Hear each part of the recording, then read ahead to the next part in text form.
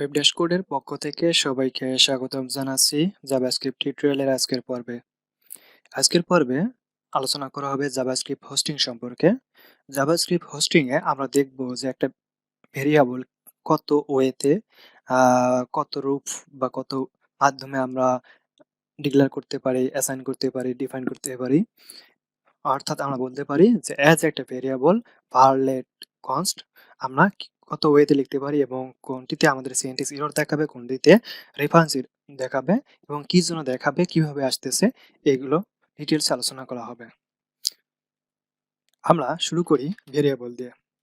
Variable আমি নিলাম x equal as a 100।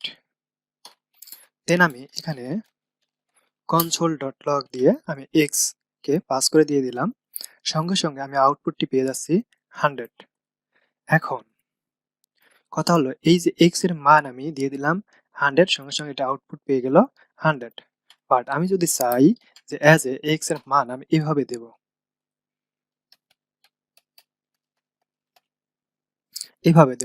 তারপর আমি দেখতেছি নর্মালি ভাবে x এর মান আমরা পেয়ে যাচ্ছি 100।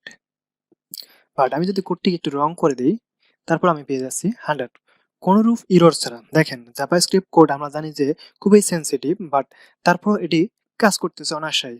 উপরে দিলাম ভেরিয়েবল x ইকুয়াল এত, দেন x ইকুয়াল 100, দুবার আমি অ্যাসাইন করলাম কিন্তু নিচেরটাকে সে অ্যাভয়েড করে গেল।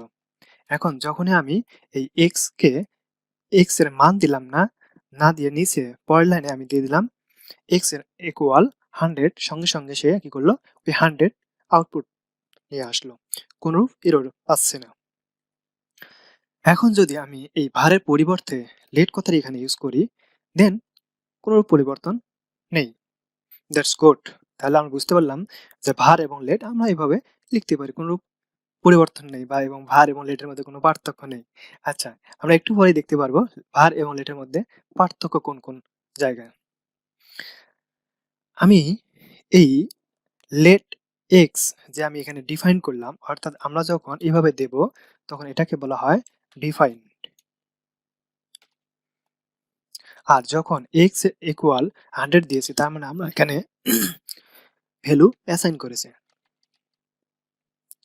তাহলে আমরা পুরোটাতে কি করেছি, ডিফাইন করেছি যে এটা var না লেট দিয়ে এটা কি নিয়েছি, একটা নাম দিয়েছি। এই যে নাম দিয়েছি এটা নির্ধারণ করেছি, দেন নির্ধারণ অনুসারে আমরা কি করেছি, এই নামের একটা মূল্য দিয়েছি। মূল্য দেওয়ার ফলে এটাকে বলা হয়েছে অ্যাসাইন। আচ্ছা, আমি যদি এই ডিফাইনকে নিচে নিয়ে আসি, দেখেন এবার দেখাবে কি দেখাচ্ছে, আনক্যাচ রেফারেন্স এরর। অর্থাৎ এখানে বলতেছে যে can't access logical declaration X. এই যে এক্সটা সে কি করতে পারতেছে না, ইনিশিয়ালাইজেশন করতে পারতেছে না। কারণ লেটের নিয়ম হলো যখন আমরা লেট একবার দিয়ে দেব, লেটকে আমরা সেকেন্ড টাইম বা অর্থাৎ সে উপরে নিয়ে আসতে পারবে না। বাট এই লেট যে মানটা আছে, লেটের মান কিন্তু আনডিফাইন্ড।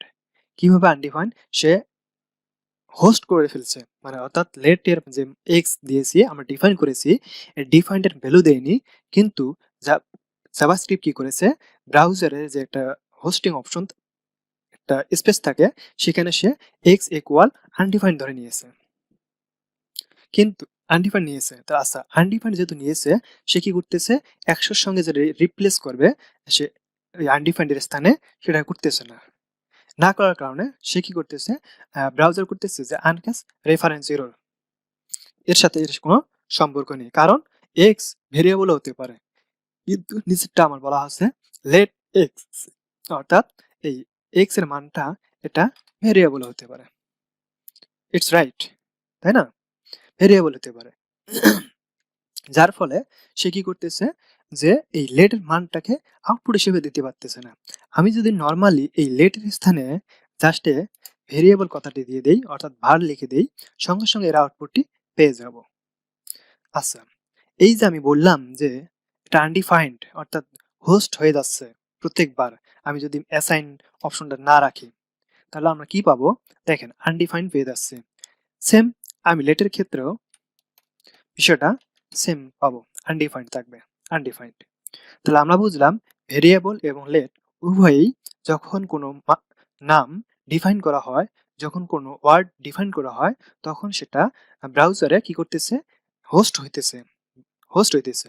কিন্তু ভেরিয়েবলের ক্ষেত্রে যখন এই আনডিফাইন্ড স্থানে আমরা কোনো মান দিতে চাই, অর্থাৎ যে আমি তো ওটা বলেছি যে এক্স, একটা লেট এক্স বা ভেরিয়েবল এক্স ধরলাম, ভেরিয়েবল এক্স বলেছি। সো তুমি এখন কি করো, ওই এক্স এর যদি মান দেয়নি, তুমি এটাকে আনডিফাইন্ড নিয়েছো, সো তুমি এটা কি করো, একটা ভ্যালু দিয়ে দাও। কি দাও? ভ্যালু দিয়ে দাও। কত ভ্যালু দেবো? দিবা যে এত ভ্যালু দিয়ে দিবা। তো সঙ্গে সঙ্গে কি করলো, সেটাকে আনডিফাইন্ড এর স্থানে স্থানান্তর করে রিপ্লেস করে দিয়ে দিল। রিপ্লেস করে সে ভেরিয়েবলের মানকে এক্স এর মধ্যে নিয়ে আসলো, নিয়ে এসে আমার আনডিফাইন্ডে নিয়ে এসে সেটাকে ব্রাউজারে আউটপুট হিসেবে দিয়ে দিল। কিন্তু লেটের ক্ষেত্রে একটু ব্যতিক্রম। সেটা হলো সে আনডিফাইন্ড পেয়েছে, কিন্তু সে রিপ্লেস করতে পারতেছে না। কেন? সে উপরে যে মানটা দিয়েছে সেটা ভেরিয়েবল না, মানে ভার না কনস্ট, সেটা বুঝতে পারতেছে না। এই কারণে দেখাচ্ছে যে রেফারেন্স এরর। এখন বাকি থাকলো কনস্ট। এই যে কনস্ট কথাটি আমি যদি এখানে জাস্ট একটা বসাই দিই, সঙ্গে সঙ্গে আমি এরর পেয়ে যাব। অর্থাৎ এভাবে কোনো নিয়মই না কনস্ট লেখার, সেখানে দিয়ে দিচ্ছে দেখেন, const declaration must be initialization. যখন আমরা ডিক্লেয়ার করব, যে এই যে ডিফাইন করে দিলাম এক্স, ডিক্লেয়ার করা মাত্রই আমার কি করতে হবে, এর মানও দিয়ে দিতে হবে, অর্থাৎ ইনিশিয়ালাইজেশন করে দিতে হবে। অর্থাৎ এক্স ইকুয়াল, আমি যদি 100 দেই 100, আমি যদি 10 দেই অর্থাৎ 10 দেই, সঙ্গে সঙ্গে আমাকে দিয়ে দিতে হবে। এর বাইরে কোনো ওয়েতে আমরা যাইতে পারবো না।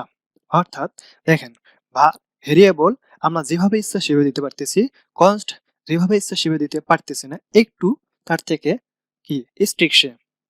কিরকম স্ট্রিক্ট? সে আগে পিছিয়ে হওয়া মাত্রই সে কি ইরর দেখাচ্ছে, রেফারেন্স ইরর।